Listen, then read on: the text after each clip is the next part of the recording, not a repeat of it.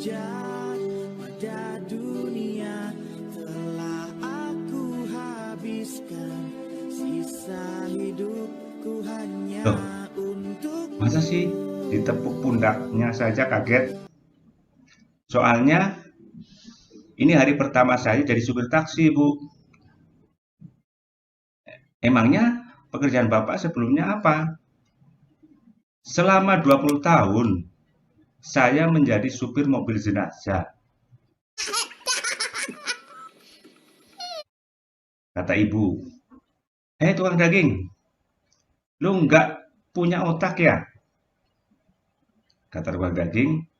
Wah, kebetulan nggak punya, Bu.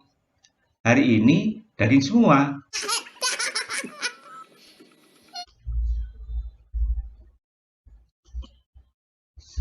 Assalamualaikum warahmatullahi wabarakatuh. Baiklah, untuk kali ini kita akan bahas materi teks amnesty untuk kelas 10.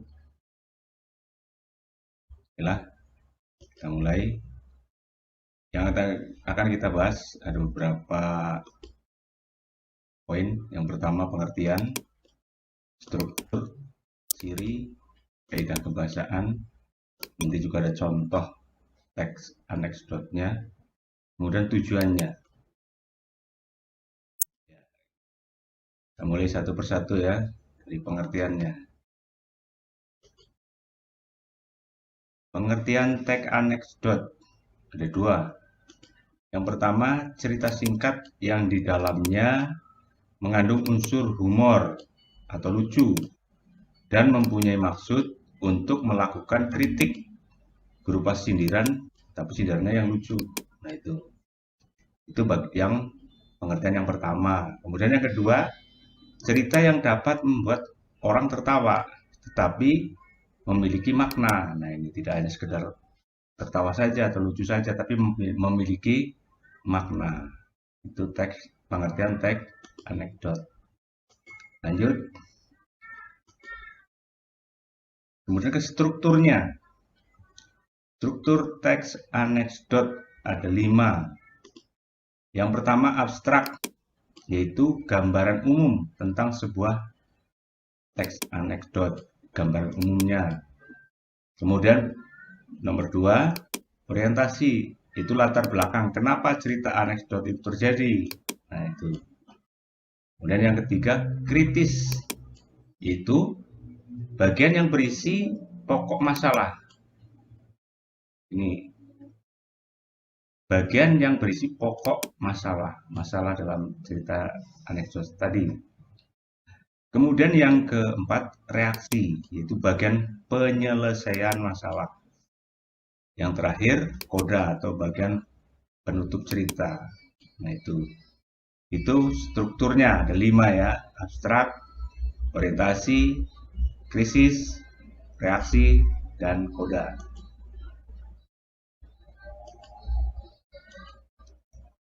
Oke, kita lanjutkan. Ciri-cirinya ada 5 juga. Yang pertama, sifat humor atau memiliki sifat humor dan menyindir. Kemudian yang kedua, bisa menceritakan manusia ataupun hewan. Yang ketiga, bisa itu berupa cerita fakta atau hanya fiksi atau imajinasi. Fiksi imajinasi, hayalan, bukan cerita sesungguhnya. Kemudian yang keempat, menceritakan tokoh atau kehidupan sehari-hari di lingkungan sekitar kita. Kemudian yang kelima, terdapat tujuan pesan berupa kritik. Nah, ini tujuan pesannya berupa kritik, mengkritik, tapi yang sifatnya lucu. Itu ciri-cirinya. Ya, bisa dipahami ya. Kemudian kaidah kebahasaannya ada 6. Yang pertama, ada kalimat perintahnya, mengandung predikat atau kata kerja. Ceritanya runtut atau sistematik, runtut urut. Nah, ini memakai kata keterangan waktu lampau. Kemudian yang kelima, menggunakan konjungsi atau kata hubung antar kalimat. Kemudian dibuat sesuai dengan struktur teks anekdot, mulai dari, tadi kan sudah dibahas ya di atas ya, abstrak sampai ke koda. Ya, itu kaidah kebahasaannya. Kemudian contohnya, nah ini ada contoh, ini masuk ke contoh tentang seorang supir taksi dan penumpangnya. Susi harus bekerja sampai larut malam di kantornya. Ketika ingin pulang, Susi menyetop taksi untuk mengantarkannya pulang. Begitu. Masuk ke dalam taksi, ini dia berkata, "Kebun jeruk ya Pak?" Nah ini. Sopir taksi itu hanya mengangguk.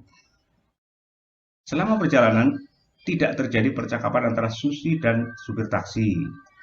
Mungkin Susi merasa capek karena bekerja sampai larut malam.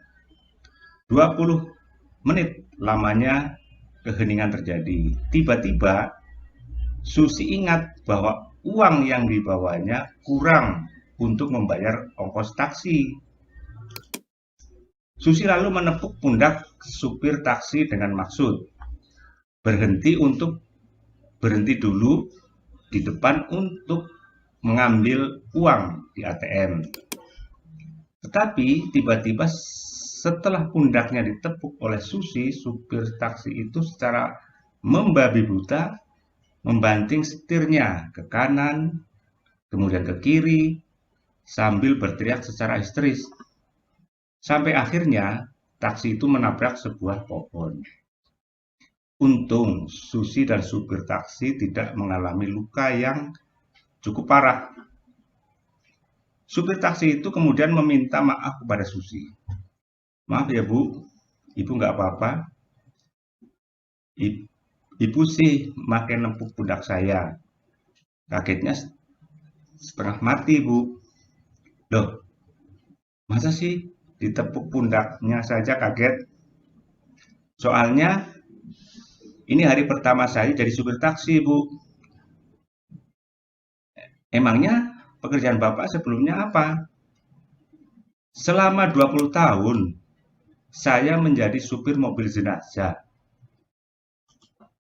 Nah, itu contoh cerita anekdot yang pertama. Kenapa dia sampai ngebut,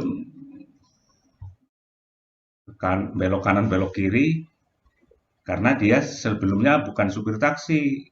Mungkin dia pikir yang nepuk jenazah, atau biasanya kan membawa jenazah kan.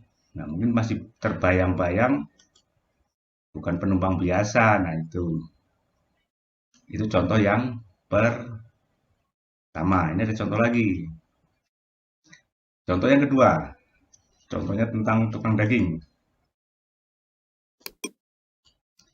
Suatu pagi, lewatlah seorang penjual daging. "Daging, daging," teriaknya. Seorang ibu rumah tangga yang sedang sakit gigi sewot banget mendengar teriakan si tukang daging. Kata ibu, "Hei tukang daging, lu nggak punya otak ya?" Kata tukang daging, "Wah, kebetulan nggak punya Bu. Hari ini daging semua." Nah ini di sini. Kata ibunya, maksud ibunya itu tidak punya pikiran. Sedangkan maksud dari tukang daging itu tidak membawa otak, hanya daging semua. Nah itu. Nah, jadi itulah dua contoh teks anekdot. Semoga bisa menghibur.